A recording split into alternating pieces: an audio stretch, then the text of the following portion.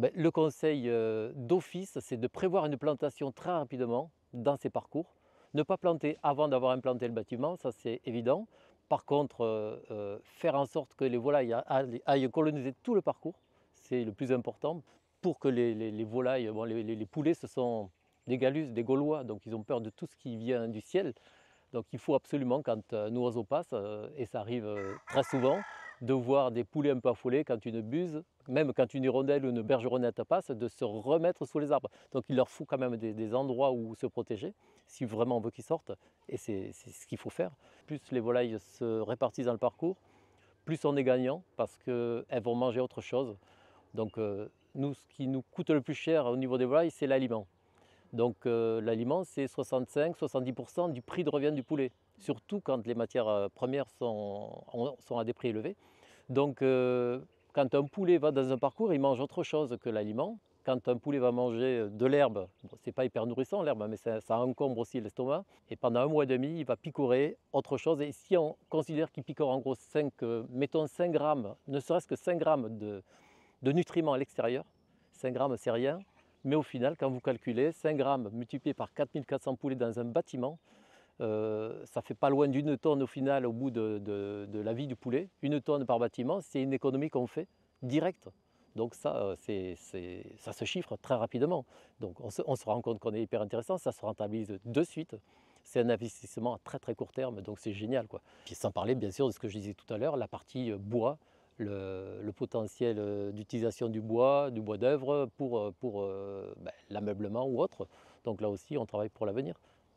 Ensuite, pensez aussi aux arbres comme outil de protection climatique par rapport au vent. Donc mettre des arbres pas trop près des bâtiments pour éviter que les feuilles se déposent dans les gouttières des bâtiments ou sur les toits des bâtiments. Par contre, mettre dans l'idéal, dans les 15 mètres par rapport au bâtiment, des arbres pour justement briser ce vent quand il y a trop de vent, sachant que la plupart des bâtiments maintenant sont installés en haut des collines. Question de salubrité, c'est vachement important aussi. Donc utiliser les arbres comme outil de protection contre les vents, contre le froid. Enfin, là aussi, on chauffe nos bâtiments au départ, quand les poussins arrivent, ils sortent de l'œuf, donc il faut garder des températures importantes. Quand il y a du vent, ça refroidit vraiment les bâtiments. Donc là, y penser aussi. À partir de là, se faire plaisir, agencer le paysage et limiter un peu l'érosion. Ça joue aussi concernant l'érosion. Limiter un peu l'érosion des parcelles quand elles sont trop pentues, placer les arbres là où il faut. Et puis guider les volailles le plus possible pour qu'elles aillent se balader dans ces parcours.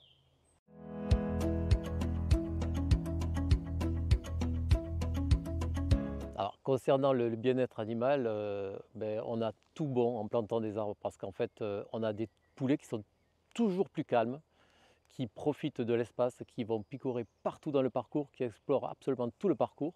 Des poulets, comme on peut le voir tout autour de nous, des poulets très très calmes qui défilent par petits groupes ou tout seuls, qui restent couchés à l'extérieur, qui ne sont pas concentrés dans un bâtiment fixe, qui vont à l'extérieur, qui rentrent, ils font ce qu'ils veulent. On les sent super bien.